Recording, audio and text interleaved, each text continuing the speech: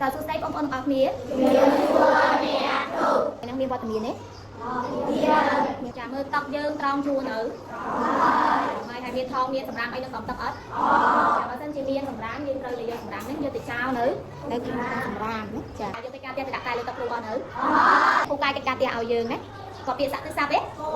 កិច្ចការផ្ទះគ្រូដាក់ថ្ងៃមុនហ្នឹងគឺដាក់អំពីសាក់ទិសាប់ណាចាសាក់ទិសាប់ហ្នឹងជាអីជាពាក្យដែលមានសូត្រដូចប៉ុន្តែនៃខុសគ្នាចាអ្នកធ្វើកិច្ចការផ្ទះដឹងហើយតែអ្នកបានធ្វើកិច្ចការផ្ទះដឹងទេ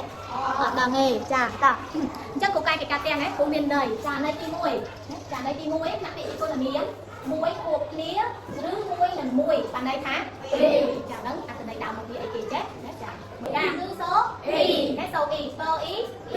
មានរូបភាពឲ្យយើងមើលណាមានរូបភាពកូនក្មេងតាមសៀវភៅនេះរូបភាពខ្លឹមសារអីគេចារូបភាពនេះគេចង់និយាយពីអីវិញចាអញ្ចឹងយើងសាក់ទូទាយបានទេថាថ្ងៃហ្នឹងគ្រូបង្រៀនយើងអំពីមេរៀនអ្វីចាអំណាងមេវេ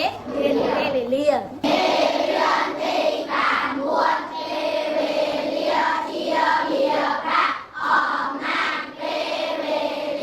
រូបភាពមួយ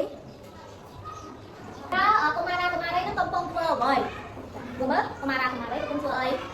ទស្សនវិជ្ជានេះនៅខាងក្នុងថ្នាក់ឬនៅក្រៅថ្នាក់ទស្សនវិជ្ជានេះនៅខាងណាចឹងអ្នកនៅក្រៅថ្នាក់គេរៀនអត់អ្នកនៅក្នុងថ្នាក់រៀនក្នុងថ្នាក់គឺរៀនតែអ្នកអនុមានស្ងាត់ដើម្បីរកពាក្យពិបាកចាចាយកសៀវភៅបើកទំព័រទី131ហើយអានលំដាប់ស្ងាត់ដើម្បីរកពាក្យពិបាកតោះសុំឲ្យលឿនតិចមកបាយខាត់ពេកតោះឥឡូវស្ដាប់គ្រូអានម្ដងទៀតណាចាអបាយមកអានតាមដេពណ៌អាកាត់តាក់ស្អិចមួយគ្រូទាំងអស់គ្នាអាបាយមកពណ៌អាខ្លួនឯងចាអាបាយមកពណ៌អាត្រូវតែចូលរួមសហការគ្នាណាដើម្បីទៅស្វែងរកអត្ថន័យនៃពាក្យទាំង3នេះឲ្យគ្រូហើយតំណាងក្រុមឡើងបកស្រាយប្រាប់គ្រូណាចាតោះយើងពិភាក្សាជាដៃគូទៅចាពិភាក្សាដៃគូរបស់យើងទៅឬក៏យើងទៅបើកនៅបតិរូបរំនៅខាងក្រៅសៀវភៅគុំភាសាខ្មែរយើងក៏មានដែរចាអរគុណមុនគេចាពន្យល់ន័យនៃពាក្យប្រតិទិននេះគឺជាប្រតិទិនអញ្ចឹងប្រតិទិនហ្នឹងអត្ថន័យរបស់វាអីទៅមានអត្ថន័យឲ្យស្រាប់ហើយចាទី1ថ្នាក់ពាក្យជា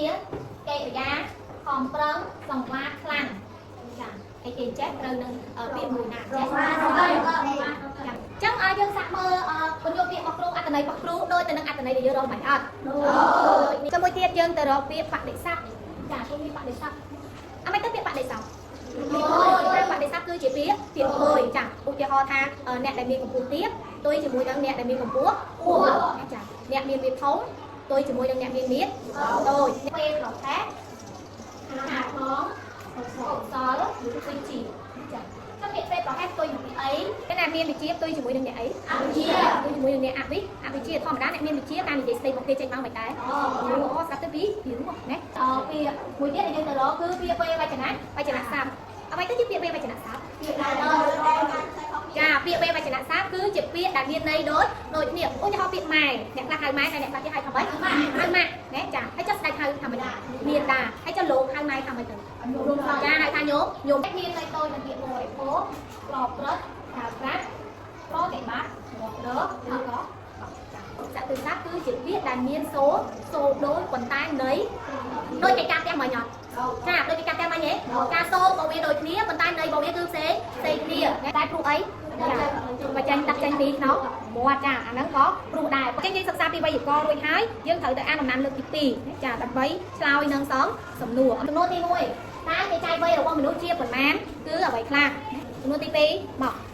សំណួរទី2តើក្នុងវ័យមួយយើងត្រូវធ្វើអ្វីខ្លះចាល្អទៅចុះមកសំណួរទី3ជឿលើ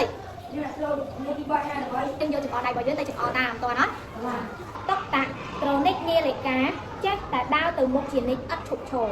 ពី1នាទីទៅ1នាទីពី1ម៉ោងទៅ1ម៉ោងពី1ថ្ងៃទៅ1ថ្ងៃរីឯសញ្ញាប្រតិទិនអានចប់នៅចាចឹងតោះពីយើងអានចប់ហើយគ្រូមានសំណួរចម្លើយណាសំណួរមិនមានចំនួនណាសំណួរគ្រូអញ្ចឹងគ្រូត្រូវបែងចែកយើងជា6ក្រុមដើម្បីទៅពិភាក្សាក្រុមរកចម្លើយណាចា